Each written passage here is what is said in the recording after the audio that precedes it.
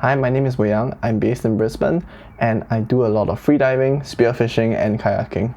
So about 2 weeks ago, I was out on a spearfishing trip and I took my kayak out. And I like to bring my phone on my kayak because it's like another layer of safety in case you get lost or you get swept out to sea or something. At least you can still potentially contact someone out there. So I put my phone in my little Divevolk case.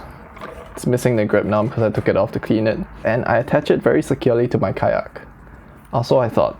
So on this particular day, I was coming back into shore. And shore entries by kayak are always very eventful. This time, when I was right up against the shore, a wave came in and rolled the kayak. At first I thought everything was okay because I secured everything to the kayak quite well. I checked, my spear gun was there, my fins were there, my pedal was there, so I happily packed up, brought the kayak back to shore and started loading everything onto my car. It wasn't until after I packed everything up and the sun was setting when I realized that I had no recollection of seeing my phone after the mishap that happened on the beach. And that was when I started panicking a little bit.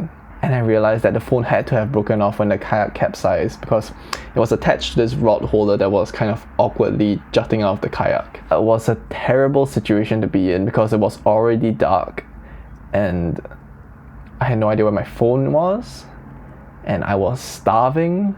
I had a look on the beach and it still wasn't there. So me and my friend decided to go off for dinner first and come back after a bit once the tide had receded. Hopefully it will still be there. But we came back and still nothing, so I had to give up for the day.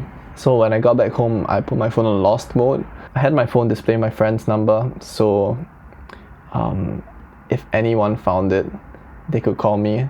But at that point, like losing your phone in the ocean, I wasn't very hopeful. And then 2 days later, my friend receives this message and I was like, oh my god, someone actually found the phone. At this point, I had ordered a new phone. I was like completely given up hope. So I was so shocked when firstly the phone turned up and secondly that the phone was working. When I went over and picked up my phone, it was in perfect condition. The case had seen better days for sure, but what's important is that it kept the phone completely safe even though it's been in the water for the past 3 days. I thought the case would be unusable after that, but once I washed off the grime, I think it's still pretty usable. So I will be taking this case out on my kayak again, but this time it's going to be inside the hull when I come in.